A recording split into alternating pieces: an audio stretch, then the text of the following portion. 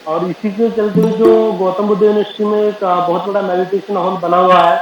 वहाँ पर भी सर की मेडिटेशन की क्लासें चलती हैं और वहाँ के जो स्टूडेंट हैं वो सिखाते हैं। लेकिन जैसा कि आप सभी जानते हैं कि ये पैंडेमिक का दौर चल रहा है, लॉकडाउन चल रहा है, कोरोना चल रहा है, इसमें काफ़ी लोग वहाँ पे नहीं सीख पा रहे हैं। लेकिन इसी को देखते हुए डॉक्टर मनीष मेश्राम ने और उनकी टीम ने डिजिटल को देखते हुए ऑनलाइन कोर्स की शुरुआत करी है।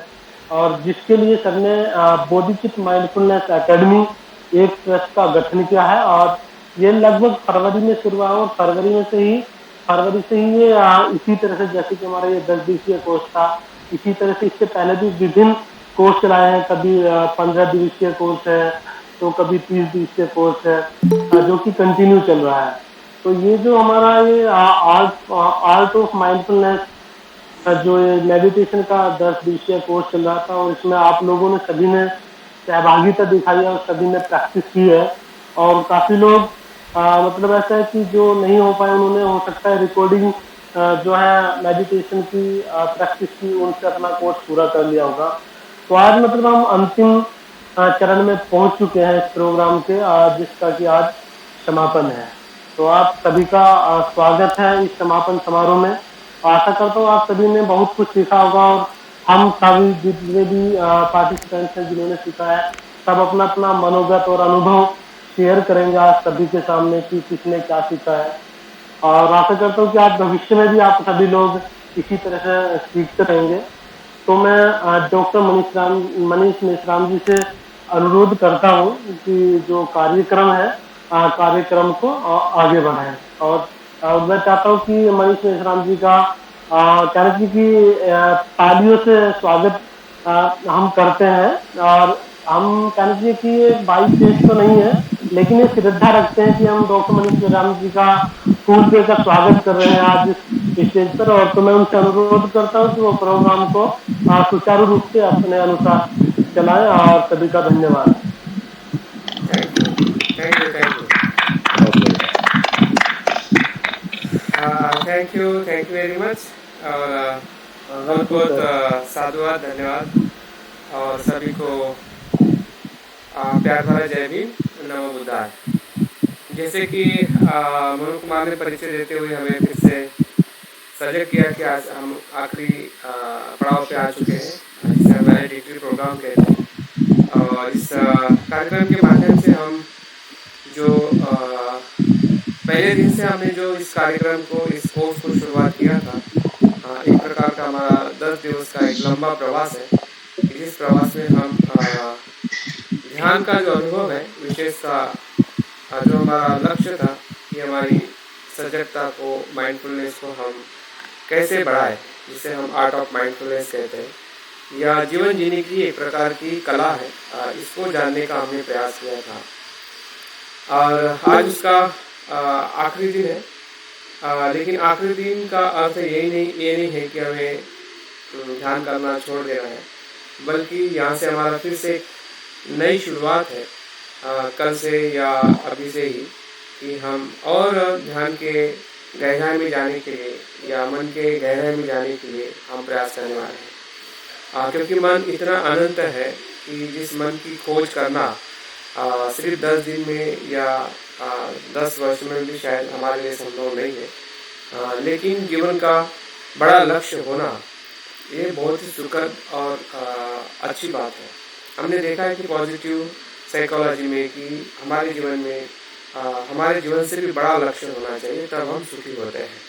तो सुखी होने का जो सिद्धांत है या कला है, वो इसी उद्देश्य के साथ में है कि मन की गहराई को जानना या मन के भीतर चलने का प्रयास करना, कि जो मन अनंत है, जिसे हम बुद्ध का मन कहते हैं, विशाल और सुंदर ऐसा मन कहते हैं, उस मन की खोज करना या उस मन का अनुभव करने के लिए निरंतर प्रयास करना, यही हमारे जीवन का सबसे बड़ा लक्ष्य है।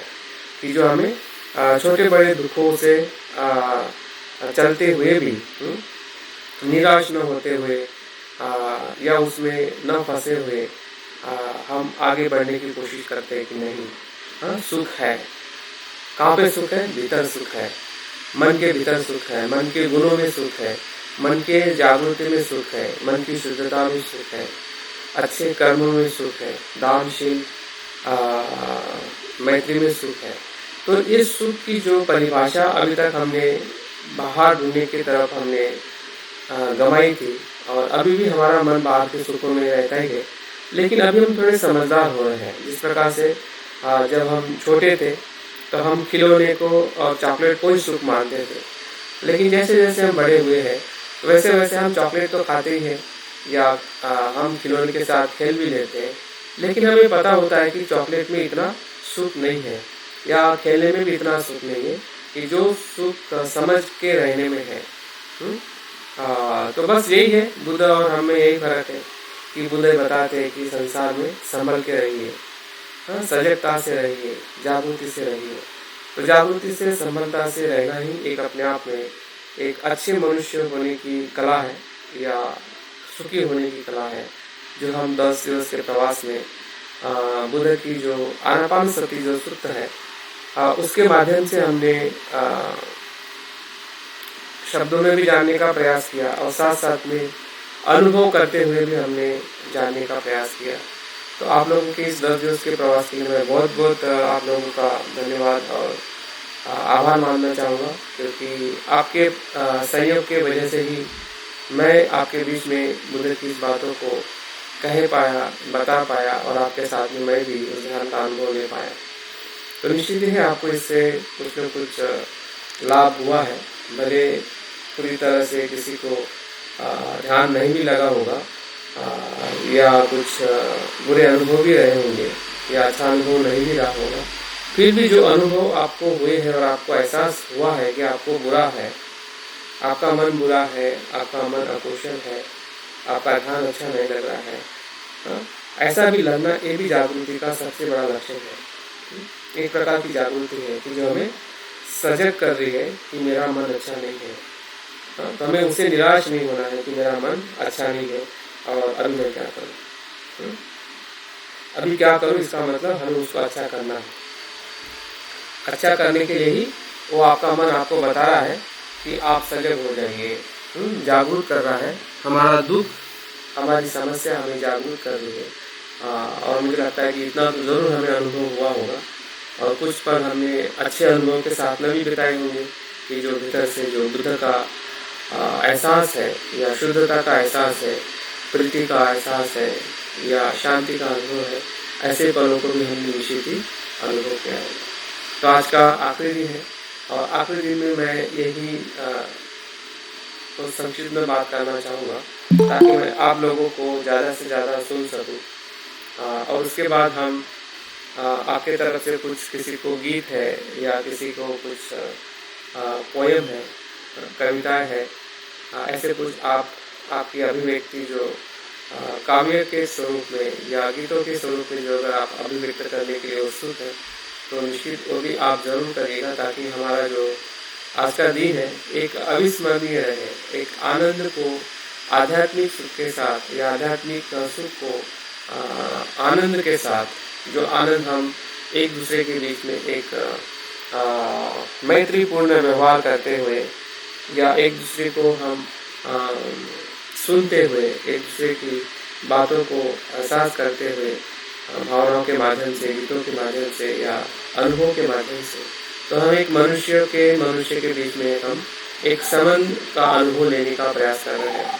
इस समय मैं मनुष्य हूँ, मुझे भी सुख दुख हो रहा है, और जो सामने वाला, जिस इंसान को मैं सुन रहा हूँ, या जो मुझे सुन रहे हैं, वो भी एक मनुष्य है कि जो मेरी बात को समझ रहे हैं। तो ये एहसास ही मुझे लगता है कि एक मैत्री के अनुभव का एहसास है कि जो हमें इस आखिरी पलों में हमें मदद करेगा एक दूसरे को, जब भी हम दोबारा मिलेंगे, या कुछ आपकी बातें आप हमारे तक ले आओगे, कहोगे कि हमें थोड़ा और बताइए और हमें मदद करिए।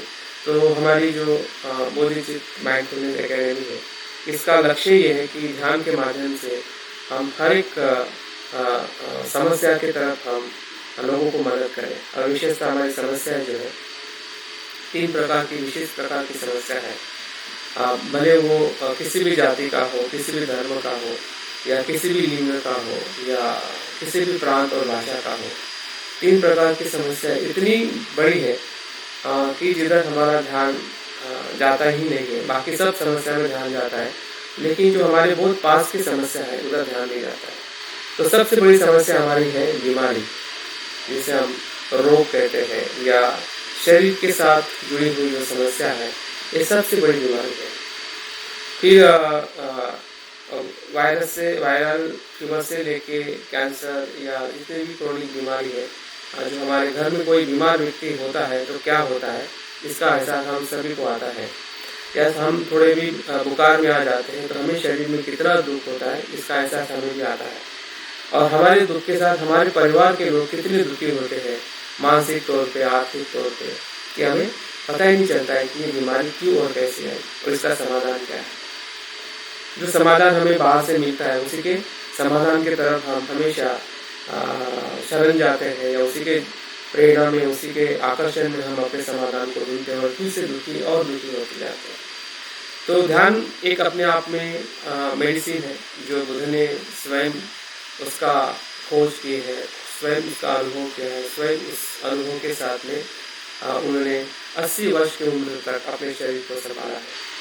और आज मनोवैज्ञानिक या जो न्यूरो साइंस है, या जितने भी फिजिकल साइंस के अंदर इस ध्यान की जो अनुभूति है, ध्यान की जो खोज है, या उसका रिसर्च अध्ययन करते हुए बताने का प्रयास कर रहे हैं कि ध्यान किस प्रकार से हमारे शरीर के हर एक बीमारी में किस प्रकार से हमें मदद कर सकता है। तो ये हमारा लक्ष्य आप लोगों के माध्यम से ही पूरा हो सकता है, या उसके हम लोगों के समीप जा सकते हैं। तो आप अपने लिए भी उसका प्रयास करिए, और हमारे आसपास के जो मेंबर्स है, फैमिली मेंबर हो या घर के मेंबर हो या पड़ोसी हो, रिश्तेदार हो, तो उन तक इस प्रेरणा को पहुंचाइए। क्योंकि अभी तक हम सिर्फ ध्यान के लिए ध्यान करते हैं, लेकिन जब हम अपने स्वास्थ्य को बदल सकता है या हमें निरोगी कर सकता है, और कैसे कर सकता है, जब हम अपने अनुभव के माध्यम से हम लोगों को बताएंगे या सिखाएंगे, तो निश्चित ही है इसका लाभ हमारे लोगों को ज़रूर होगा, कि जो ऐसे दुखों में फंस चुके हैं, या वो दुख निश्चित ही हमारे शरीर में आने वाला है, अगर हम अपने शरीर को उस प्रकार से मन के द्वारा, ध्यान के द्वारा नहीं देते हैं।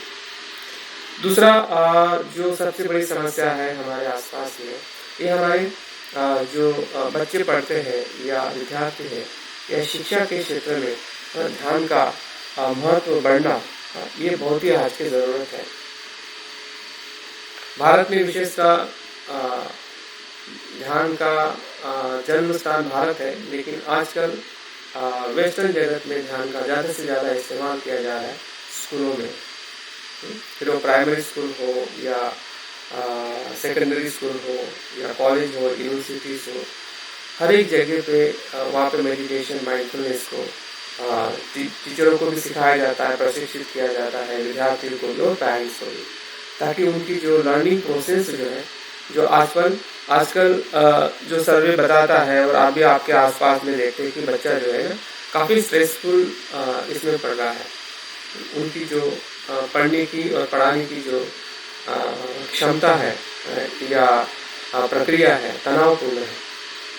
तो ये तनाव से अगर कोई विद्यार्थी पढ़ रहा है और पेरेंट्स भी तनाव में है, तो आने वाले समय में किस प्रकार से उस विद्यार्थी की शिक्षा, या पेरेंट्स जिस प्रकार से शिक्षा के पीछे खर्चा कर रहे हैं, तो सही में उसको वो फल मिलेगा क्या?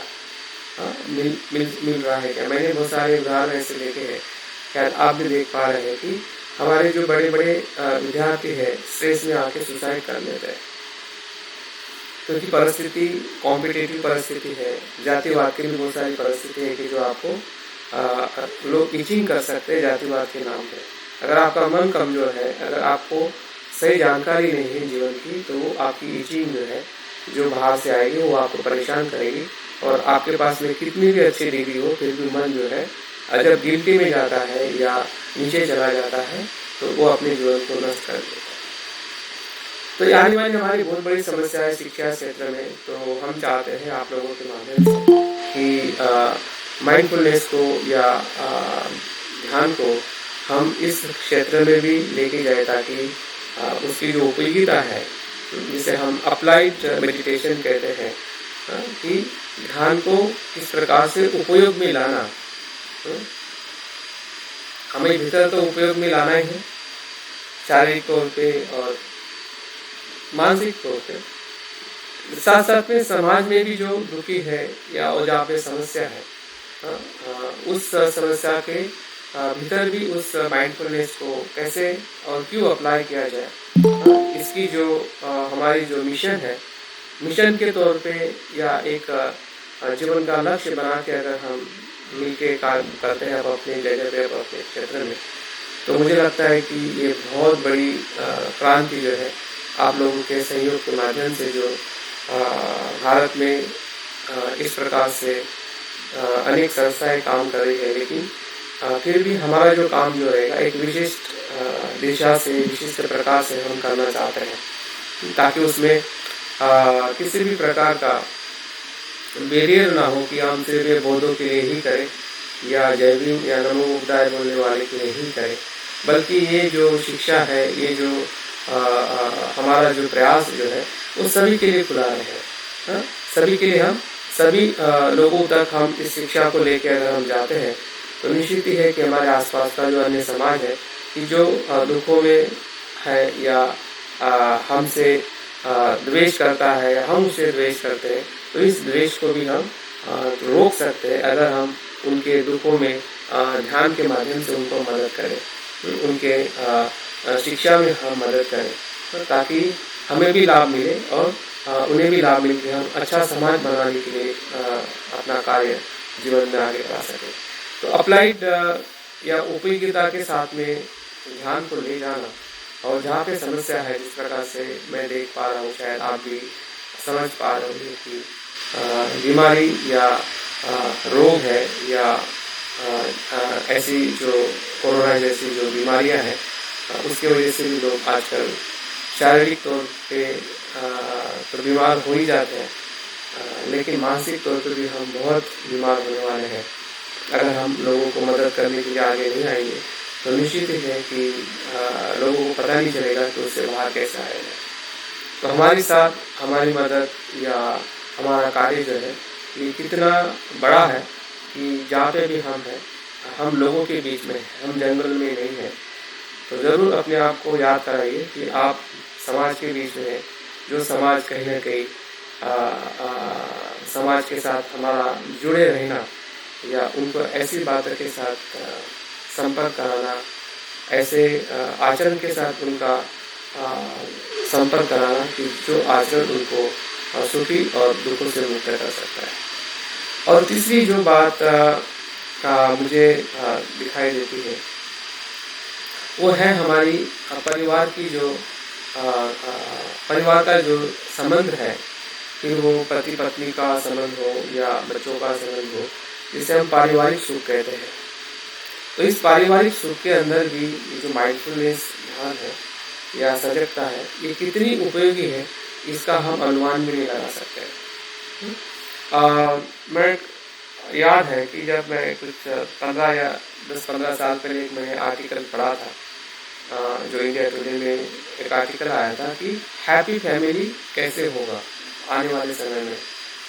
हैप्पी फैमिली हम किसे कहेंगे? उस समय किसी ने वो आर्टिकल लिख के सर्वे करके एक आर्टिकल लिखा था और उसको मैंने पढ़ा था, अभी भी मुझे याद है कुछ बातें।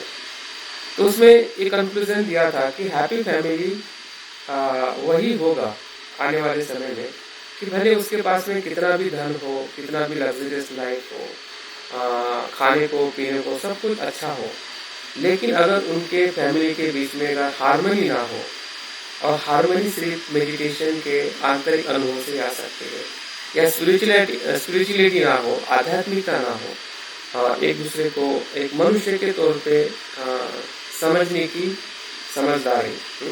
पति पत्नी तो एक सामाजिक संबंध है, वो मनुष्य का संबंध नहीं है। जब हम पति पत्नी के संबंध में रहते हैं तो वो हैप्पी फैमिली हो ही नहीं सकती। और बाबा साहब ने भी कहा कि पति पत्नी का संबंध एक मित्रता का संबंध होना चाहिए। तो हमारे लिए सबसे बड़ा चैलेंज है जो बोध है विशेषता, फिर वो उसमें से हो सकता है कि पत्नी आगे हो या पति पीछे हो, या पति आगे हो या पत्नी पीछे हो, आध्यात्मिकता में या ध्यान की प्रक्रिया में। लेकिन दोनों का भी, या एक भी अगर आगे है तो उसी का ही जिम्मेदारी है कि अपने पति के साथ किस प्रकार से या बच्चों के साथ किस प्रकार से एक आध्यात्मिक ये मनुष्य होने का जो एक संबंध है, या मनुष्य तरीके उसको स्वीकार करने का या उसी जगह देने का वो रिलेशन है, वो सबसे बड़ा हमारे लिए चाल है, सबसे बड़ा दुख है। और दुख इसलिए मुझे लगता है शायद आपने भी अनुभव किया होगा कि हमारे पास में सब कुछ होते हुए हमें घर में सुख नहीं मिलता है। जिस पत्नी के साथ हम इतने साल से रहते हैं, जिस बच्चे के साथ या जो भी परिस्थिति के साथ, फिर भी हमें अंदर से कुछ न कुछ अशांत करता है। एक दूसरे के स्वभाव हमें दुखी करते हैं, एक दूसरे का सहवास हमें दुखी करता है, एक दूसरे के प्रति हमारी जो मैत्री है या खुलापन है या सहजता है, उसका हम हमेशा अभाव देखते हैं। हम हमेशा सिले से रहते हैं, हमेशा हम भय में, चिंता में या डर में रहते हैं। और विशेषतः पत्नी को डर रहता है पति का, बच्चे को डर रहता है माता पिता का। और उसी डर के कारण घर में संघर्ष, सुख, खाना पीना सब कुछ सुख होते हुए भी फिर भी हमारा सुख जो है उसको हम अनुभव नहीं कर पाते। और ये सिर्फ बड़ी उम्र में करना ही नहीं है। जो अभी न्यू कपल है उनके लिए भी इम्पोर्टेंट चैलेंज है, जो शादी करने वाले उनके लिए भी इम्पोर्टेंट चैलेंज है।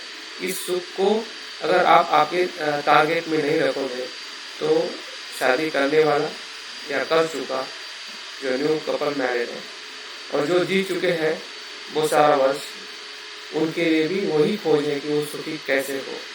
तो तीनों लेवल में जो हमारा फैमिली लाइफ है, जिसे हम कपल लाइफ कह सकते हैं या हमारा खुद के परिवार का लाइफ कह सकते हैं, सबसे बड़ी समस्या है।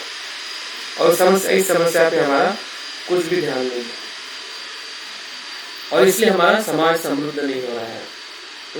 इसलिए हम लोगों को मदद नहीं कर पा रहे, क्योंकि हमारे परिवार में ही अगर दुख है, परेशानी है, हमारा मन अगर अच्छा नहीं है तो हम समाज के लिए भी अच्छा करना चाहते हुए भी अच्छा नहीं कर पाते हैं। हमारी लोग लिखे पढ़े लोग भी अच्छा करना चाहते हुए भी अच्छा नहीं कर पाते, क्योंकि उनका मन जो है भीतर से बहुत कलुषित होता है। उनके परिवार में जो संबंध है या उनका भीतर का जो सुख है वो उनके पास में नहीं होता है, इसलिए समाज की तरफ भी ध्यान नहीं देते, व्यसन में पड़े रहेंगे या फिर किसी प्रकार से पैसा खर्चा करेंगे तो समाज की तरफ उनका कुछ भी ध्यान नहीं होता। तो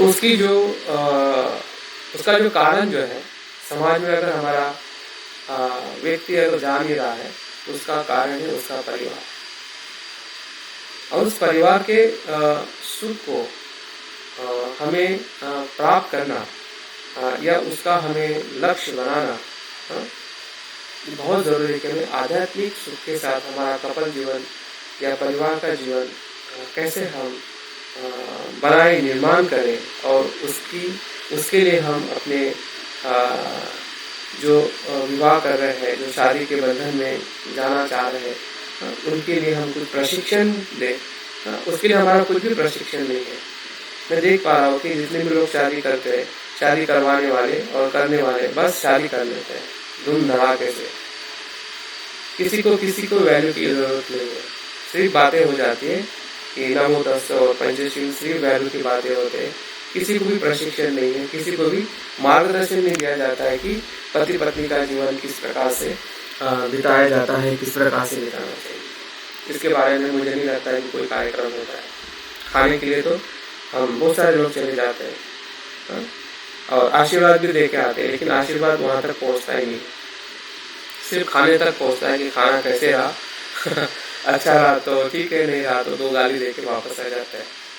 ये हमारी शादी की वैल्यूज है, ये परिवार की वैल्यूज है। तो कहाँ से परिवार सुखी हो रहा होगा या हम हो रहे हैं। तो माइंडफुलनेस और हमारी जो भीतर में देखने की जो प्रवृत्ति जो है, जैसे कि पति पत्नी का विवाह होना शरीर का मेल नहीं है बल्कि वो मन का भी मेल है। उनके चित्त चित्त की मैत्री है। शरीर के साथ मन का भी एक रूप होना, विचारों का भी एक रूप होना अगर नहीं हो रहा है तो वहाँ पे दुख है। और इसलिए नहीं हो रहा है कि वहाँ पे कहीं ना कहीं जागृति की वैल्यूज है, मनुष्य का जो जीने का जो अर्थ है वो ना समझाया जा रहा है, ना उसको समझाने के लिए हमारे पास में कुछ भी प्रक्रिया है। तो मुझे लगता है कि एक क्षेत्र भी हमारे लिए बहुत ही महत्वपूर्ण है, जिसमें पति पत्नी के जीवन से एक, जिसे कहते हैं कि जो आने वाली जो जनरेशन है या जो इश्यूज है, बच्चा हो या बच्ची, वो बहुत ही हेल्दी और बहुत अच्छे विचारों के बच्चे आ सकते हैं। क्योंकि पति पत्नी के ही विचार अगर सही नहीं है, पति पत्नी के बीच में अगर संबंध सही नहीं है, तो बच्चे भी हमारे वैसे ही हो जाते हैं। और हमने इसके अनुभव हमारे घर में भी देखे हुए हैं, हमारे आसपास में वही अनुभव है। तो मुझे लगता है कि सबसे बड़ा दुख है जिस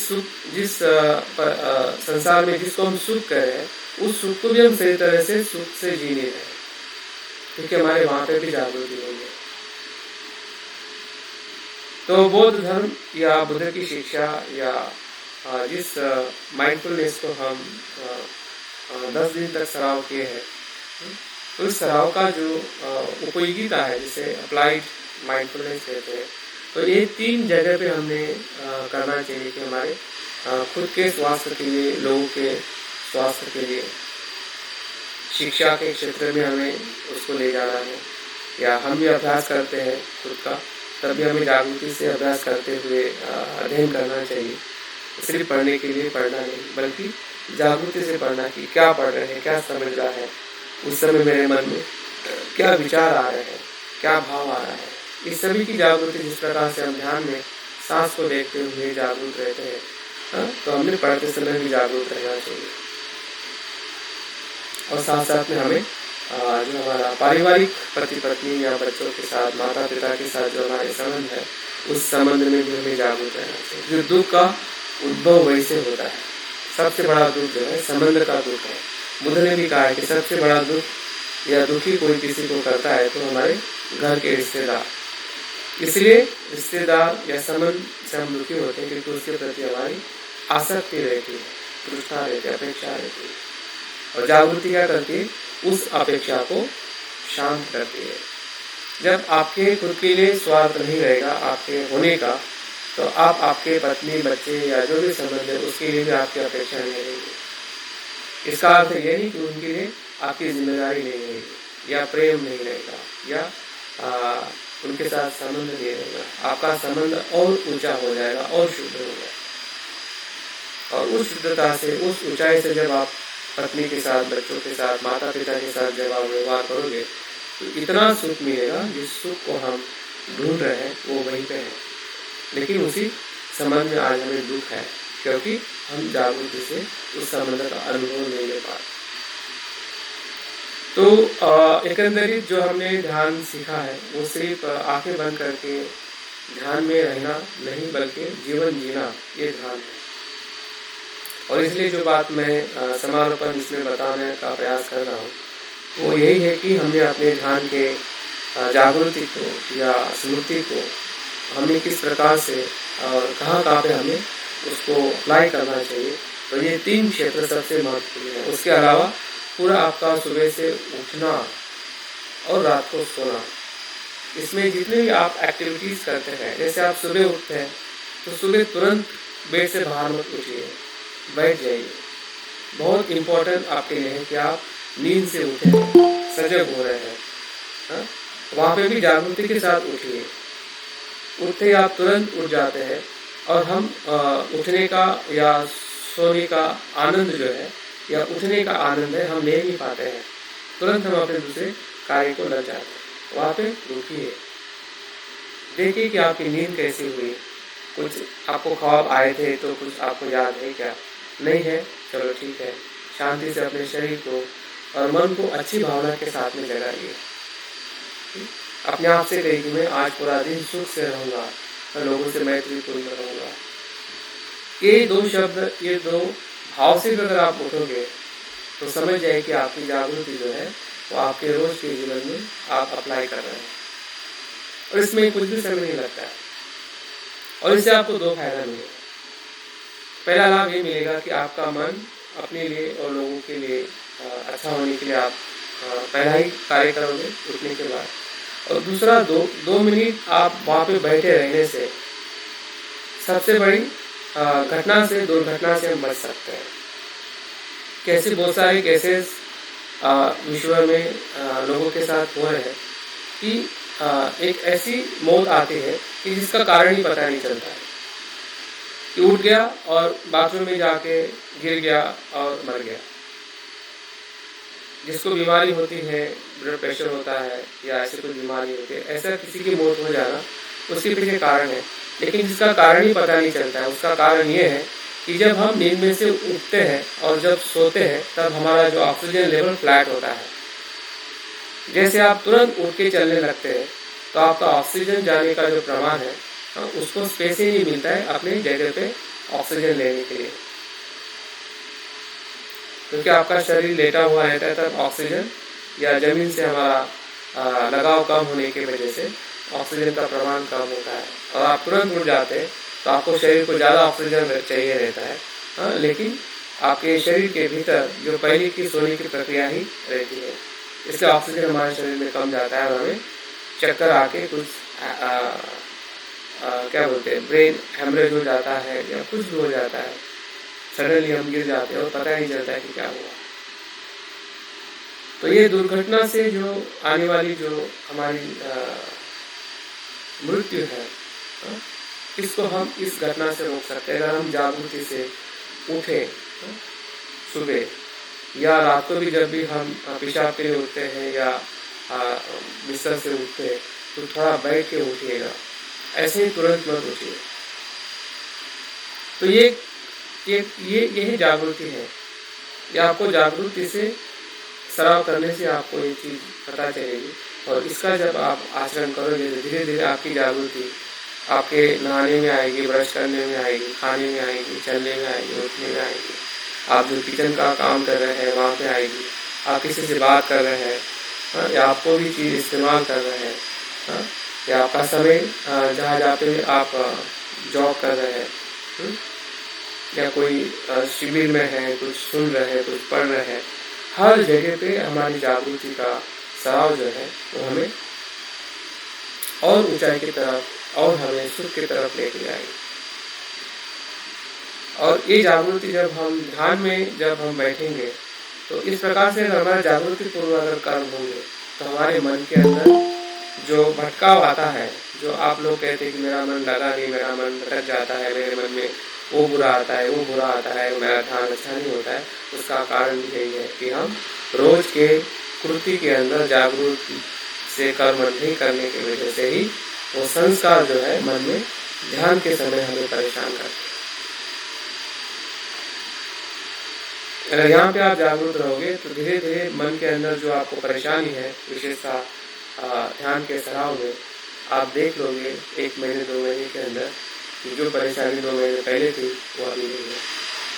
तो क्या माइंडफुलनेस को सिर्फ ध्यान में नहीं बल्कि ध्यान के बाहर भी उसका इस्तेमाल करें।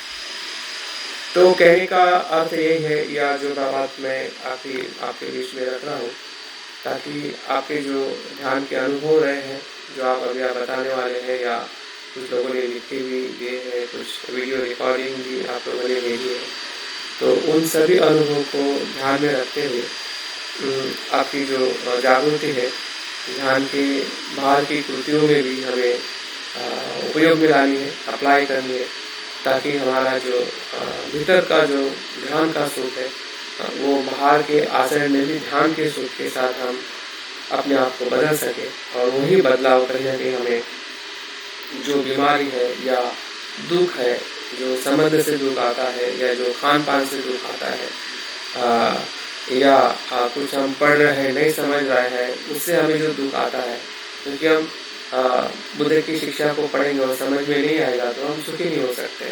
सिर्फ पढ़ लेने से हम समझदार नहीं होते, तो समझना भी पड़ता है कि बुद्ध क्या बताना चाहते हैं। तो समझदारी तभी बढ़ेगी कि वो आप पढ़ाई जागरूकता से कर रहे हैं। तो हर सुख और दुख का मूल कारण है। जागरूक होना ये सुख का कारण है और जागरूक न होना ये दुख का कारण है। तो आपका कारण आपके पास है, मेरा कारण मेरे पास है, क्योंकि मेरी जागृति मुझे सुखी करती है, मेरी अजागृति मुझे दुखी करती है। तो आपकी भी जागृति आपको सुखी करेगी, आपकी अजागृति आपको दुखी करेगी। तो कोई इसमें छुपाने वाली बात नहीं है। किसी को भी हमें एक दूसरे को दबाव देने की बात नहीं है या किसी को हमें अपनाने की बात नहीं है। हमें अपने आप को ही अपनाना है। यही बुद्ध की शिक्षा का मूल आधार है, जिसे हम अत्यधिक को कहते हैं कि हमें अपने स्वयं का ही स्वयं आधार होना। और मुझे लगता है कि हमने 10 दिवस में इसी का प्रचार प्रयास करते हुए कुछ न कुछ अच्छे हो बुरे हो, कुशल और अकुशल ध्यान के अनुभवों का हमने अनुभव लिया है। तो आप लोगों का बहुत बहुत मैं आभारी हूँ कि आपके साथ मैं भी अपने मन को, मेरे ध्यान को मैं और गहराई से कर पाया और बुद्ध की शिक्षा का मैं अनुभव ले पाया। लेकिन अंतिमतः मैं यही कहना चाहूँगा कि आप आपके जागृति को, माइंडफुलनेस को अप्लाई करें और लोगों को भी अप्लाई करने के लिए आप मदद करें, प्रत्यक्ष रूप में या अप्रत्यक्ष रूप में, आपके अनुभव के माध्यम से या हमारे एकेडमी के जो यूट्यूब चैनल है उसको जोड़ के, उसका सब्सक्रिप्शन दे के या कार्यक्रम में उनको इन्वॉल्व करते हुए, ताकि आपके माध्यम से उनको इसका लाभ मिल सके। तो बहुत बहुत धन्यवाद साधु आपके सभी के अभी तक के प्रयास के लिए। और हम चाहते हैं कि अभी आप लोग आपके बात को रखें, आपका जो अनुभव है हम आपको सुनना चाहते हैं। बहुत बहुत धन्यवाद। जय हिंद।